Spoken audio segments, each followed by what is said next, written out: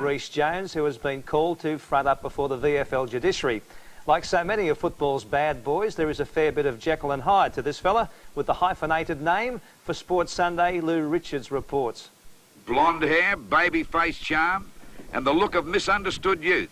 To the casual observer, that might well sum up David Rhys-Jones, the most talked-about footballer in the game. 23 times he's been summoned to VFL House on Monday nights to be a guest of the league tribunal. 14 times he's faced umpires' reports on charges ranging from striking with fists and forearms to kicking and unduly rough play. On 9 other occasions, he's been the victim. In fact, over the last 6 years, he's averaged a trip to the tribunal about every 6 weeks, which is the sort of statistic that would make the legendary Ironmen of the past look like pansies. He's driven opponents mad, supporters to drink, coaches to despair, and the Coodabeens champions to song. What's your problem, Rhys-Jones? Why do you run around? Why do you wear a frown? During the week, I met David for a chat over a friendly game of golf at Royal Albert Park Public Course on the outskirts of the city. The game's toughest hyphen with one of golf's most dapper hackers. I think it helps you relax and helps you, just get everything off your mind. You just go out and have a hit of golf, and you hit a bad shot or you hit a good shot. It's an exhilarating feeling sometimes. Rhys-Jones is the player the crowd loves to hate.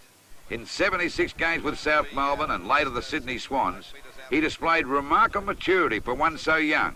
At 24, he has now cemented himself in the strong Carlton lineup, played in a grand final, and being one of the most colourful footballers in the VFL. He may not be the type of player every mother would like to see in the company of small children, but he's the type of son every father would love to have. He's tough, sometimes too tough for his own good, but his other attributes far outweigh that.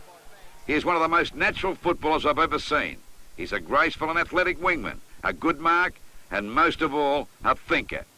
He has the reputation for being a hothead, but few people realise the punishment that's dished out for him. Yeah, but I cop it sweet, and when something is dished out or whatever, you just have to cop it sweet. I've been whacked around the head a few times, but you just got to cop those things. Could you make one prediction? When will your next visit be to the tribunal? Well, hopefully I won't be back there. What's it all about? Has time run out? What's your problem, Rhys-Jones? You're the one that was gonna set the world on fire. What's your problem, Rhys-Jones? Or are you just a kid who keeps his feelings hid?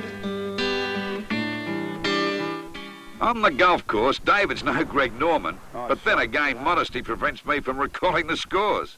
He's a family man with a small daughter, and seemingly oblivious to the fuss he caused while roaming the wings at Princes Park.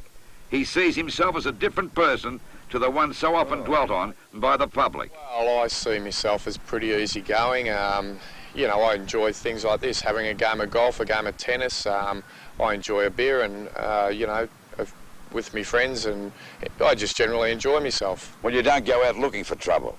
No, I think the last fight I had, off the field was when I was about 13. The veteran of 117 games is well respected, despite his frequent Monday night appearances before the tribunal. And this week, he was selected in the Victorian squad to play in the State of Origin match against South Australia in Adelaide later this month. Where is it, Yeah. Good. It's a terrible lie, isn't it? Yep.